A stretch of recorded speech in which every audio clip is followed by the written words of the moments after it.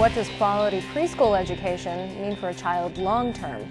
I'm Jill Horner. This is Comcast Newsmakers. With me this hour is Terry Casey. She is with FirstSteps PA. Thanks for being with us. Well, thank you for having me. Before we get into some of the potential long-term benefits of preschool education, let's talk a little bit about your organization. You're really a coalition of a variety of different organizations. That's correct.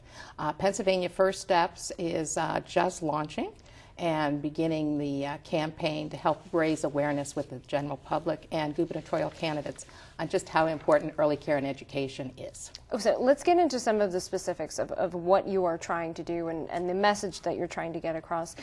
You want to increase high-quality child care for all children. How many children today have access to what you're calling quality child care? Well, it's 3% are in high quality child care, and that would be in our Keystone Stars rating system. So that would be a star 3 to 4.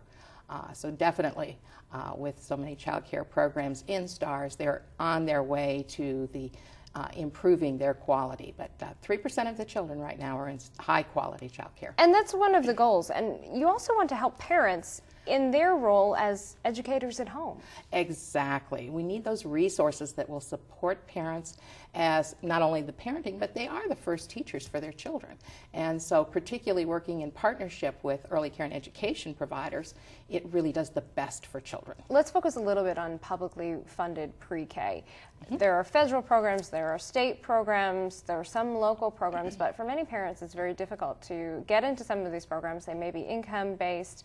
What other options are available for parents?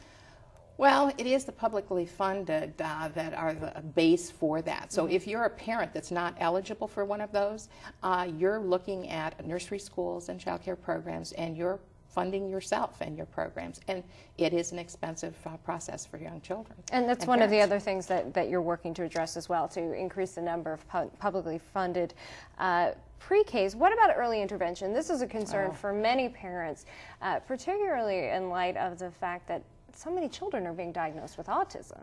Right. I have a grandson that has autism, so I personally know how important it is. Early intervention is critically important, not only for the child and the parent, but as that child progresses, and early education stays with all children.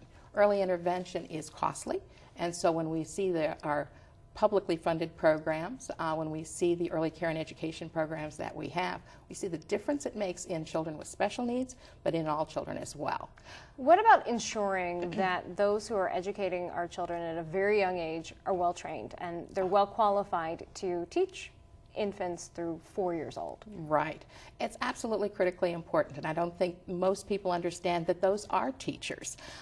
Typically, they're viewed as babysitters, but it does require a person with a credential or a degree in early childhood education to really know how to help that child and family in getting the child off on the right start, getting them ready for school, ready for life. And we started with the idea of what this could mean for kids long term.